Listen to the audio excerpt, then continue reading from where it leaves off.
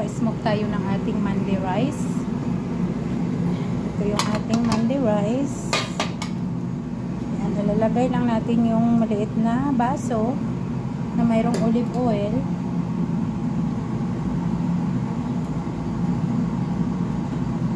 Then ilalagay natin tong ating, ayan, yung takpan natin.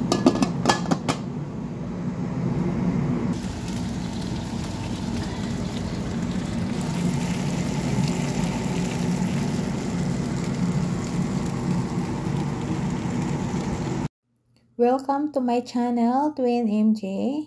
Ang video natin ngayon ay gagawa tayo ng mandi rice.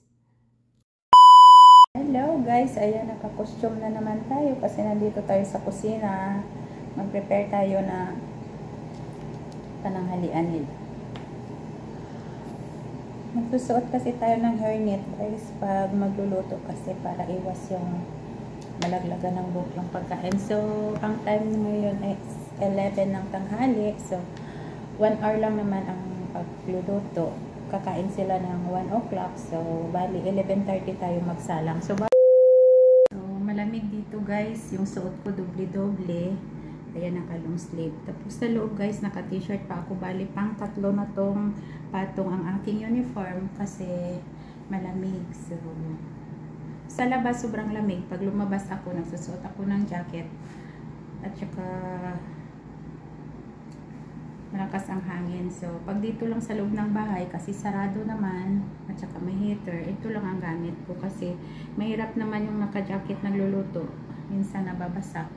So, ito lang naka-3 patong para hindi tayo malaligan masyado. So, ito na yung aking bigas. Ayan, maghuhugas na tayo.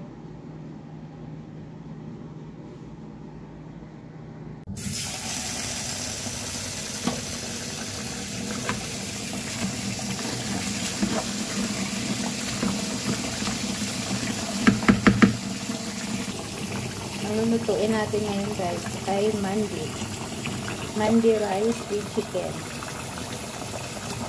Ito na siya guys, malinis na.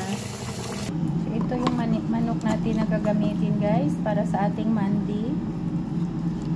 Nakamarinate na siya sa Arab spices. Siyempre mayroon akong nilagay dyan na garlic powder, black pepper powder, salt,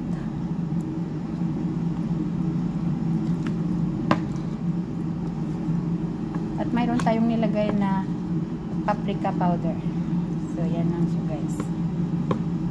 Guys, ito na yung ating ginisa kanina na sibuyas, bell pepper, dahon ng laurel, paminta na buo, masmar, at saka mayroon tayong hill na buo.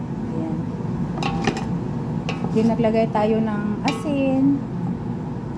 At saka ito guys, kasbara leaves. Naglalagay ako niyan. At saka mayroon tayong buong bawang. So, antayin lang natin siya mag-init, makulo guys. Then ilalagay natin yung ating rice. So, habang nag-ano tayo dito, nag-prepare ng mga ingredients, pinainit ko na yung ating oven guys para pag ipasok natin siya sa oven, mainit na. So, ang ginamit ko dyan na oil guys ay olive oil. Yung olive oil natin guys, depende sa dami ng rice na gagawin natin. So, ang nilagay ko dyan ay 1/2 cup ng olive oil. So, ilalagay na natin ang ating rice.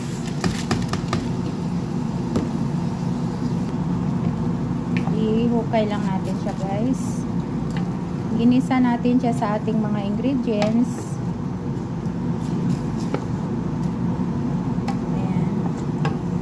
Then pag ma-mix na natin, lagyan na natin siya ng tubig. Yung tubig natin guys ay estimate lang natin sa ating rice. Kasi hindi ito siya bubuksan eh. Oven natin siya guys. Pag inilabas natin sa oven ng 45 to 1 hour, ay luto na yung ating rice. So, kailangan nakatansya yung ating tubig para hindi siya maging lugaw.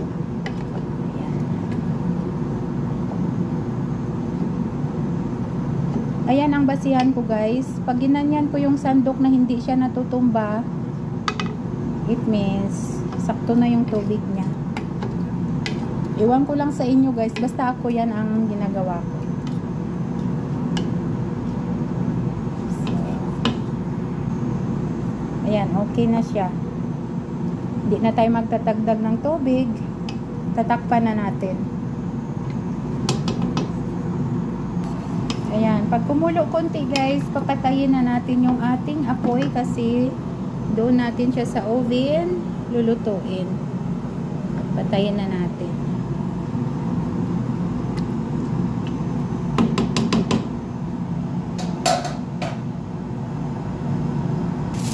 So, tatakpan na natin siya guys na aluminum foil. Then, ipapatong natin yung ating chicken. So, ayan, may takip na siya guys. Ang gagawin natin, dahil ipapatong natin yung chicken dito, bubutasan lang natin siya ng konti. Para yung lasa ng manok ay bababa doon sa ating rice.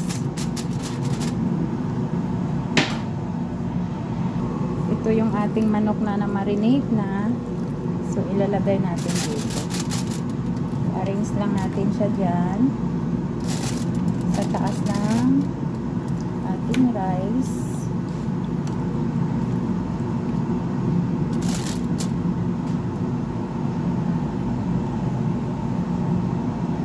So, ayan na. Nalagay na natin yung chicken. So, yung natira nating sauce, ibubuhos natin sa taas ng manok.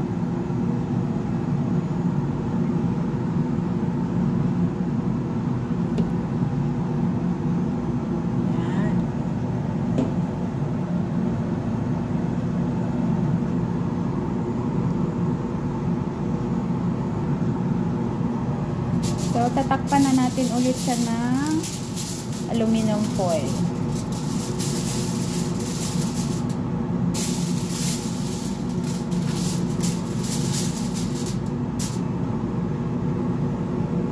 Then, ilalak lang natin yung gilid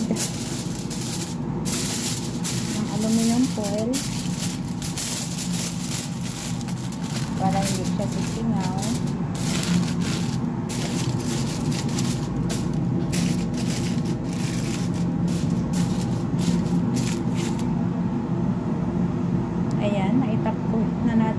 Foil, nakalak na din, ipapasok na natin siya sa oven. After 45 to 1 hour, depende sa dami ng rice na lulutuin nyo guys. So, ang niluto ko medyo madami kasi madami sila kakain dito. So, 1 hour bago ko ilabas sa oven. Ayan. So, ilalagay na natin siya dito sa oven guys. Mainit na yung ating oven. Pinainit ko na. Ayan. So, tatakpan na natin. After 1 hour, maluto na yung ating mandi. Guys, i-check na natin yung ating mandi rice. Ilalabas na natin siya sa oven. So, ayan. I-check natin yung ating rice kung luto na.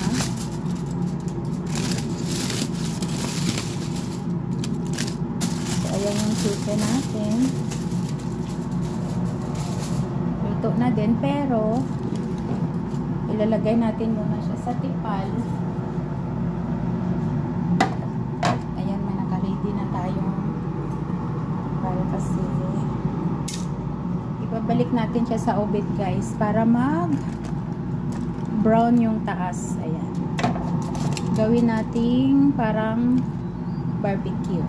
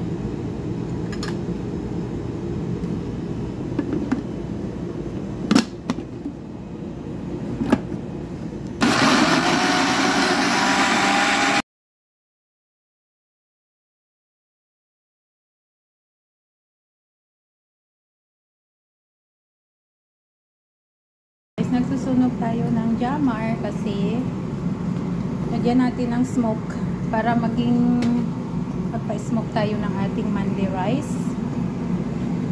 Ito yung ating mandi rice. Ayan, ilalagay lang natin yung maliit na baso na mayroong olive oil.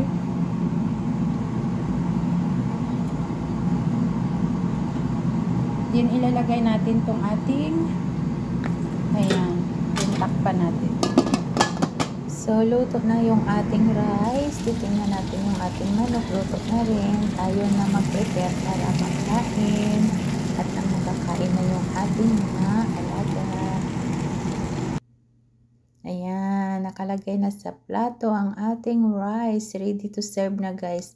Sana mayroon kayong natutunan sa aking video today. Ayan, ang ating smoke mandi rice. Pagkain ng aking mga alaga. So, ayan, maglagay ako ng fresh dakos. Ayan, kasi magkain na rin kami ng aking kasama. Ayan, ang aming food today, Monday. So, thank you so much for watching, guys. Don't forget to subscribe my channel, Twin MJ. At huwag kalimutang i-like and share. At pa-subscribe naman sa aking channel, guys. Thank you so much. Bye-bye and God bless po. Ingat kayo lagi. Huwag pabayaan ang ating mga sarili. Bye-bye, guys. Bye-bye. Thank you.